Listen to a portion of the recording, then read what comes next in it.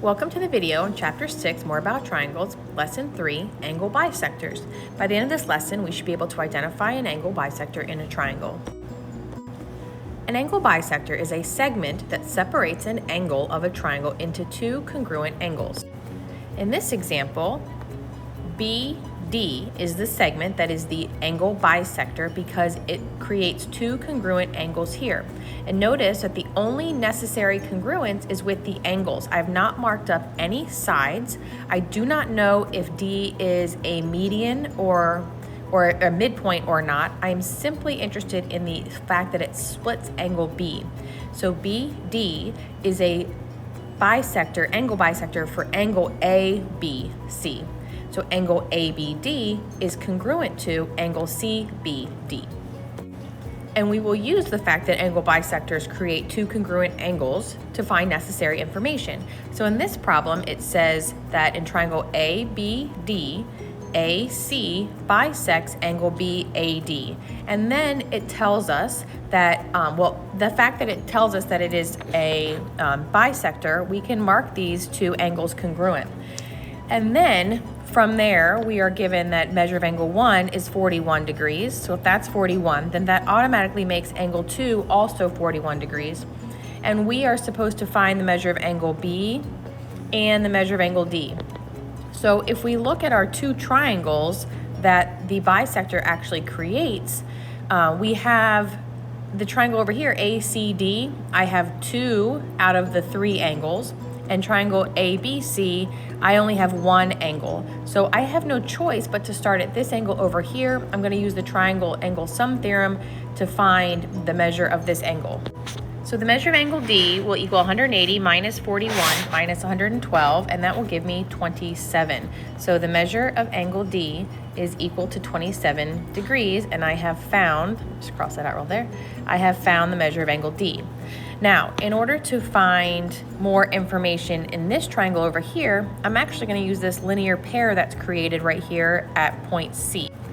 So the linear pair with the 112 degrees is 68 degrees. And now on this triangle over here, to find measure of angle B, I can use the triangle angle sum theorem again because now I know 2 out of the 3 angle measures. So the measure of angle B is going to be 71 degrees after subtracting 41 and 68 from 180. In this next example, triangle MKN, it says NL bisects angle KNM. So this is the bisector of this angle here. So that will tell me that angle 1 is congruent to angle 2. And then it tells me that the measure of angle 1 is 55 degrees. Well, if the measure of angle 1 is 55 degrees, then the measure of angle 2 is also 55 degrees. And if I'm supposed to find, here it's asking for the measure of K and M, then all I have to do is add 55 together or multiply by 2, and you get 110 degrees. This last one, of course, we're going to put in some variable expressions, and we're still dealing with an angle bisector here. It says that triangle FHI, it says that IG is an angle bisector. So that means that this angle is congruent to this one, which means I can set 5x minus 1 equal to 4x plus 3. And I'm just going to do that without even looking at what I'm actually asked to find here because I know that that's going to be helpful to find x. It does say that I need to find HIG, so I'm interested in this, just that part of the angle there.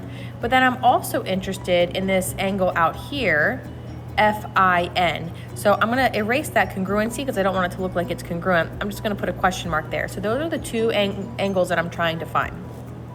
So I'm going to start by solving for x. And I got x equals 8. So that will allow me to plug in 8 into the 4x plus 3 to find that this angle, the first angle that I'm asked to find here, the measure of angle HIG, is equal to 35 degrees. And because that's 35 degrees, I also know that this is 35 degrees because of the angle bisector. And that's important because in order to find this angle out here, I need to use the fact that HIN is a line. So I'm going to take 180 and I'm going to subtract these two 35-degree angles. So the measure of angle FIN is equal to 110 degrees. Finally, what we're going to be doing here is just drawing some examples of triangles with each of the given segments. In this lesson and the previous 2 lessons, we have talked about 4 segments that can be created within a triangle: a median, the altitude, perpendicular bisector, and an angle bisector.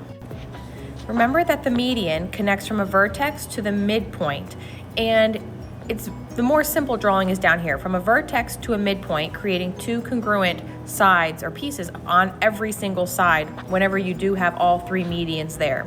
The other thing about medians is that there is a 2-to-1 ratio created of the medians themselves. Remember that the median information gave us information about the sides, about creating congruent segments, but it also told us information about the relationships with the length of the medians with a 2-to-1 ratio off of that centroid there. So there was a couple things going on with the medians. The altitude start at the vertex also, like the median does, but it goes straight down to create a right angle. So for this vertex here on this obtuse angle, going straight down would be outside of the triangle. But remember, altitude is another word for height. So this triangle would actually be this high off of the ground from its base. So the altitude is on the outside of an obtuse triangle. Remember that it's on the inside for an acute triangle, and if I had a right triangle, it would be on the angle, on the triangle for the altitude. So we had those 3 choices, but again, compared to the median, it starts at the vertex, but it does not necessarily split the other side, that opposite side, in half. It just goes until it creates that right triangle. The perpendicular bisector puts a little bit of the median and the altitude together in the fact that we are still dealing with a right angle, but now we're dealing with it being off of the midpoint. So when we're creating perpendicular bisectors, it's actually important to start at the midpoint and then going straight up. When we have these isosceles triangles, sometimes that straight up goes to a vertex where it might look like an altitude or maybe even a median. But when we have other types of triangles like this one, this is the midpoint, and going straight up to create that right angle does not connect with the vertex. So with the perpendicular bisector, I'm not interested in connecting with a vertex here. I'm creating equal segments and 90-degree relationship.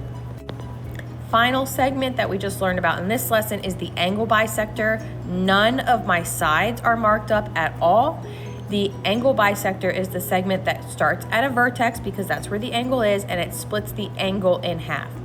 All of the angle can be split in half. We've only been dealing with really one at a time, but it's splitting that angle in half. I have no idea what's going on with the side relationship, and that's not what matters here. It's just the fact that the angles created are congruent. And that concludes lesson 3 about angle bisectors and triangles. How do we identify an angle bisector in a triangle? The 2 angles must both have the tick marks to show that it is actually a bisector.